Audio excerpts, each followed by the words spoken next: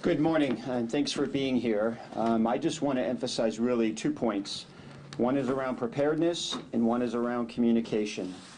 So for the last 4 months that we've known that these power shutoffs could be a possibility, our city staff have been working to develop a power vulnerability plan. We have now activated that plan.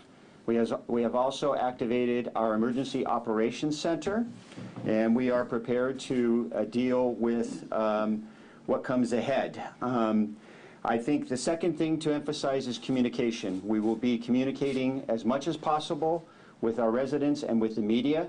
This includes daily press conferences. The issues with PG&E's website are well known. We are doing our best to replicate that information. You can see a map behind me on our website that shows the areas that are projected to be impacted. As I said, we'll be doing everything we can to communicate with our residents and the media. You can also find information on our social media pages and our city website. Next, I'm going to ask Kip Harkness, Deputy City Manager Kip Harkness, to come up and provide some more operational information. Good morning. Kip Harkness, Deputy City Manager. As was indicated, due to the National Weather Service forecast, PG&E has informed us that they will be shutting down power starting at noon today in areas that are affected by the potential wildfire threat. And so that's primarily the east side of San Jose along the edge of the Diablo Range and well into the neighborhoods, and South San Jose along the Santa Cruz Mountains, the Almaden Valley area. We'll know more about the specific areas that will be taken out of the power grid as the day goes on, but we expect those shutdowns to begin at noon and continue as long as the weather conditions exist. So as long as those high winds are there, the power will be out. PG&E will not begin restoring power until those wind conditions are down. And then at that point, it can take up to 5 days for the last customer to be restored. We will be working with them to increase the velocity of that restoration and restore as quickly as possible, but it is in their hands and their infrastructure. So as was indicated, we have activated our Emergency Operations Center. I serve as the director of that Emergency Operations Center for this event, and we will be able to monitor and scale as the event goes on. The key focus of our work today, and I think the key ask we have of the community, is really thinking about our most vulnerable. We need to be compassionate in action and make sure that our seniors, those with medical devices, and others are taken care of. And so take the time as you prepared yourself to reach out across the street to that elderly neighbor next door and check in on her and see how she's doing and if she understands. And if she needs assistance, help her reach out to her family and friends. Second line of support is to reach out to the medical providers and see if they can provide support. And if that's not possible and you have a medical emergency, then it is time to call 911. But we need the primary response to be compassion and action on part of our community. Our proactive outreach will focus on those communities today and making sure that the centers, such as senior centers, assisted living facilities, skilled nursing facilities, are well prepared and know that they have our support if they need them. The additional piece, as we said, we expect normal city services to continue garbage and recycling. If you're in the affected area, it may take us a little while to get to your garbage or recycling cart. No need to call us. We will be getting to it and we'll be making sure that that garbage and recycling happens. And again, if this event becomes larger, we will immediately scale up the response as according to our plan. So that's all of the information I have at this time. I'm happy to take any questions that you might have, as well as the Vice Mayor and City Manager. Christina Madonna with KTVU. Can you just give us your thoughts on the fact that we're at this situation and we have to deal with it as it comes? There's nothing we can do about it now. But what are your thoughts on PG&E having to do this? Yeah, this is, so the question was, what are our thoughts on being in this situation and having to do this as a result of the PG&E's shutdown? It's very frustrating on our part to have to be able to not know exactly what's going on for a large swath of our city and to have their power taken away. So we would like to see PG&E make the investments in the infrastructure they need, so this is not something that they have to do with a wind or fire event. And we sympathize and empathize with the disruption this will cause for thousands and thousands of residents, especially in terms of traffic and medical devices. Kiana Kelleher with the Mercury News. How would you describe the communication with PG&E so far throughout this process? So the question is, how would I describe the communication with PG&E? The communication with PG&E has gotten much better. They, I believe, are really grappling with the statewide scale of this event. Their calls have been regular and increasingly informative, and our individual contacts have gotten better at responding to us. They're still working out a lot, and we still would like more rapid access to data, and only recently that they have made that a little bit easier for us to get access to the exact locations and data that we need. So there's still a lot to do to improve those, but we see that they've been learning as they go. Can you please repeat the numbers where people should be calling, and as well as the websites? Right. So if you have a medical emergency, it's 911. If there's a non-emergency crime, it's still 311 in our city. And then in terms of our website, it's sanjoseca.gov, and we have an alert right there that has all of the information right on the homepage that you can find the information that you need. For PG&E, it's www.pgne.com/PSPS. But their website was down yesterday, and so many people trying to reach them. If that continues to happen, what should residents do? Well, first of all, they should assume that they are going to be affected if they're in the general area of the map. They can find that information on our website. If they aren't able to find out whether they're specifically in that area, they should prepare for a power shutoff and be ready to respond to that as it happens. The biggest thing, again, we'd advise, if you're likely to be in the area, minimize driving if you can. And of course, we've learned that the Alum Rock School District will be closed, so that will impact a lot of families today. So make arrangements to minimize the amount of travel as you have to take care of your kids and family. What other schools do we know that will be closed? We've been in communication with all the school districts in the likely affected areas. Alum Rock is the only one that we've heard that will be closing on Wednesday and Thursday. San Jose Unified has let us know that they will remain open and plan to remain open, and I believe the others will remain open as well, but each of those decisions are the decisions of the individual school districts. And this is supposed to start at midday, right? So what are we bracing up for, if you can be more specific? So this is expected to start at noon, and it will be a power outage or a blackout. And so the main impacts will be obviously to the individual households and to the traffic signals system. So the biggest impact we expect is when people come back home, starting in the late afternoon and evening, especially at night. The big reminder is that you won't see a blinking red, you will see nothing. So that means it's a four-way stop, and that's where I think compassion is also going to be needed, is to treat your commute back home very compassionately. Those will be the biggest impacts that we expect to see, and we expect the outage to continue likely into Thursday, as late as Thursday night, until they can begin restoration activities. As far as first responders in the city, how ready are we? Our first responders are extremely capable and ready. Both fire and police are as part of the response plan and well aware. Fire has pre-positioned additional apparatus and is in tight communication with the overall fire community to coordinate any response. Given the size of our fire department, we often serve mutual aid to other fire departments in other smaller areas. So in addition to serving our own residents, we're ready to support the needs of others. So can you tell us about any staffing changes, not only for the city, but for the police department, the fire department?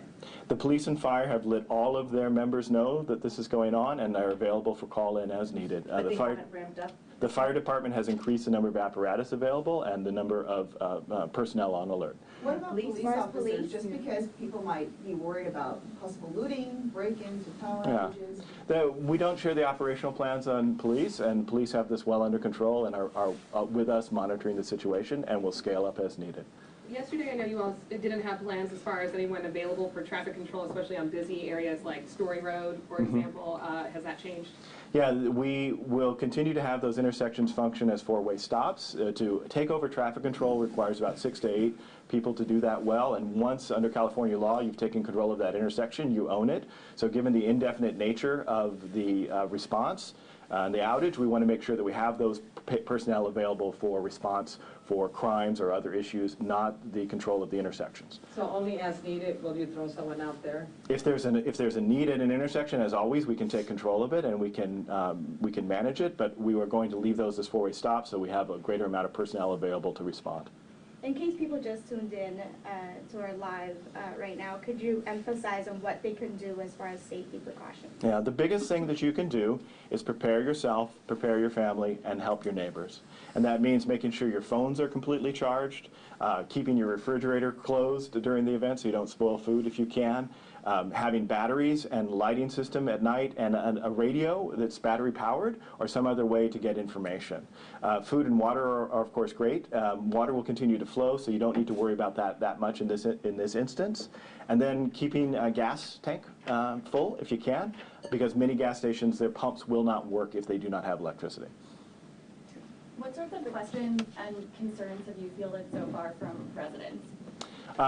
Number and range of concerns, probably many of the same ones you are hearing. The biggest concerns are people with medical devices and vulnerable populations, and also making sure that everybody knows. Appreciate everything the media is doing to get the word out, but people are still learning about this. We're also concerned with traffic. We are going to be deploying at some of the intersections signage to help people remember their quiz from when they were teenagers that it's a four-way stop. So a number of the key intersections that are affected will have visible signage that reminds people that it's a four-way stop. So the traffic, the medical issues, and making sure that people are aware, especially the most vulnerable populations, are the key ones we've been hearing. And then filling up gas tanks. So how many residents in San Jose will be affected? That's unknown until we have a sense of where the actual outages will happen. The maps that are provided by PG&E are actually rough, and they're a bit larger than the areas that are likely to be fully affected. We estimate that as many as 200,000 people in San Jose could be affected. One of the things that is important to understand, PG&E talks in terms of customer accounts. A customer account can be an entire apartment complex, or in some cases an entire municipality that owns its own electricity transmission system.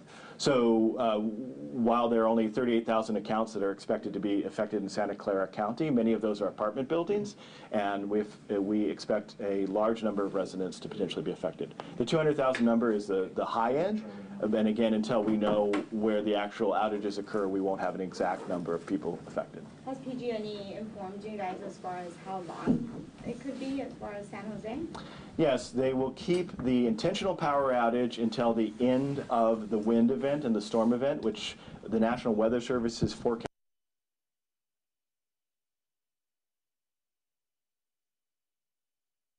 We'll begin inspecting the lines to re-energize them at that point or thereafter. That can be a rapid process, or that can take a long time if there's been damage or there are complex issues with the lines, or there's a statewide event that is causing them not to have the resources they need. What part of San Jose do you think is going to get hit first with the blackout?